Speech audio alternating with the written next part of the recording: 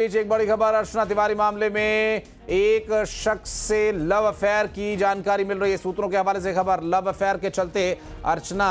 गायब हुई थी और गायब होने से पहले अर्चना ने नया फोन खरीदा था। नए नंबर से शुजालपुर के एक शख्स से संपर्क किया था और युवक ने अर्चना को नेपाल जाने की सलाह दी थी। पुलिस ने सीडीआर से शख्स का भी इनपुट निकाला है। युवक के जरिए अर्चना तिवारी तक पुलिस पहुंची और शुजालपुर से मिला था एक बड़ा ब्रेक थ्रू मिला था पुलिस को। और ये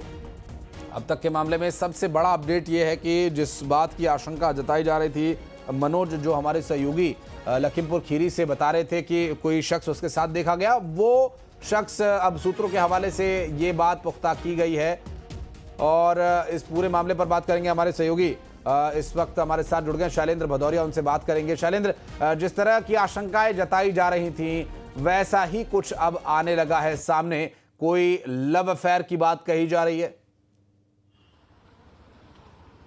देखिए बिल्कुल आशीष, पूरी तरीके से खुलासा होने के लिए 1 बजे तक का इंतजार करना होगा, क्योंकि जानकारी के अनुसार 1 बजे जो है वो जीआरपी पुलिस जो यहाँ पर पूरी बात का खुलासा करेगी। लेकिन जो जानकारियां निकलकर सामने आ रही है उससे ये बात सामने आई है कि लगातार अर्चना तिवारी को जब पुलिस लगातार ढूंढ रही थी तो उसका फोन जो है वो बंद आ रहा था। लेकिन बंद फोन की जब सीडीआर निकाली गई तो युवक का नंबर जो है उसमें सामने आया जिससे वो लगातार बात करती थी और उसी नंबर के आधार पर पुलिस जो है वो शुजालपुर के रहने वाले इस युवक के पास पहुंची थी और इस युवक के जरिए ही ये सारी जानकारियां लगी कि किस तरीके से अर्चना तिवारी जब इंदौर से निकली तो उसने पहले एक नया फोन खरीदा था, एक नया सिम कार्ड भी खरीदा था, ताकि वो अगर उस युवक से संपर्क भी करती रहे या किसी जिन लोगों से उसको संपर्क करना है वो अगर संपर्क करती रहे तो किसी तरह की कोई जो आशंका जो है वो उसके ऊपर ना जाए, क्योंकि उसने अपना जो मेन फोन था वो अपना फोन बंद कर लिया था। और यही एक ब्रेक थ्रू जो है वो पुलिस को मिला था और उसी के आधार पर पुलिस ने जो है वो तलाशी शुरू कर दी थी। और जिस तरीके से पहले दिल्ली होने की बात सामने आई और उसके बाद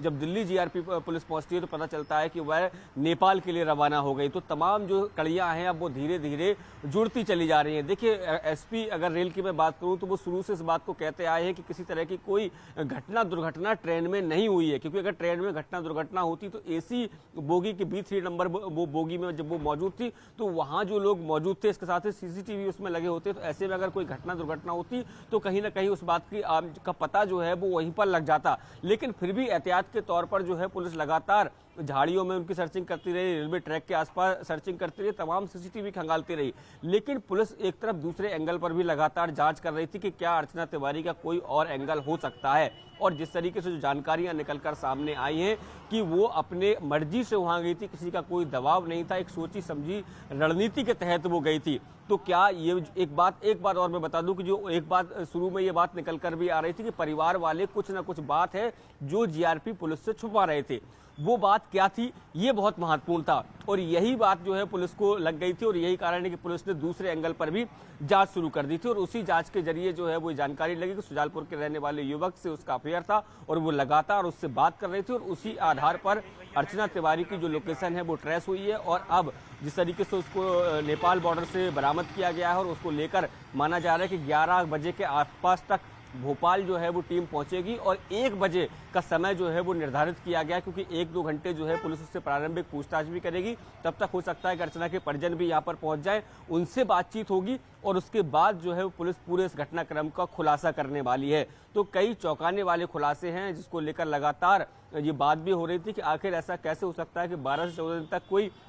मिसिंग रहता है और उसकी कोई सुराग नहीं मिलता है। ना वो उसको ट्रेन में किसी ने आते जाते देखा, ना वो कहीं पर गिरी है, ना किसी तरह की जहर खुरानी हुई है। और सबसे बड़ी बात यह कि अगर वो सामान सहित उतरती तो ये माना जाता है कि वो सामान के साथ उतरी कहीं घूमने गई है। लेकिन जिस तरीके से सामान उसने पूरा वहां पर छोड़ा हुआ था और केवल अर्चना तिवारी उतर जाती है तो ये कई तरह के संदेह को जो है वो सवाल खड़े कर रहा था। और उसी के चलते जीआरपी पुलिस जो है वो लगातार कार्रवाई में जुटी थी और अब जाकर एक सफलता मिली और पूरे जो तार हैं वो अब इस जुड़ते चले जा रहे हैं। किस तरीके से अर्चना तिवारी और उसके जो कथित बॉयफ्रेंड की बात कही जा रही है उसने ये पूरी साजिश रची थी और उसी के तहत वो नेपाल गई थी, क्योंकि पुलिस को पूछताछ में ये भी पता चला है कि उसी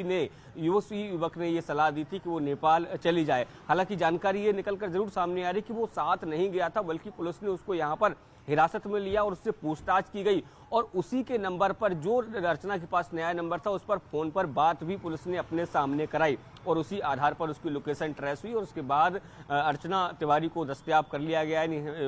बरामद कर लिया गया और अब से कुछ देर बाद जो है वो जीआरपी पुलिस यहाँ लेकर पहुंचेगी और सारे खुलासे जो राज है उनसे पर्दा उठ जाएगा। स्वाभाविक है शैलेंद्र, चूंकि यहाँ पर जब जीआरपी के सामने पूछताछ होगी, जीआरपी की टीम पूछताछ करेगी तो निश्चित रूप से देखना होगा कि क्या और बातें सामने आती हैं। बहरहाल एक बात तो इसमें अभी स्पष्ट हो रही है कि कोई लव अफेयर है, कोई शख्स है जो कि अर्चना को सलाह दे रहा था कि आप नेपाल चले जाइए। परिवार को इस बारे में क्यों नहीं फेवर में लिया गया? क्या परिवार के लोग राजी नहीं थे या बहुत सारे अभी सवाल इसमें, जिसका कि अभी जवाब देखना बाकी होगा। बहुत शुक्रिया शैलेंद्र आपका, आप नजर बनाए रखिएगा। आगे डिटेल्स देने के लिए फिर लौटेंगे आपके पास।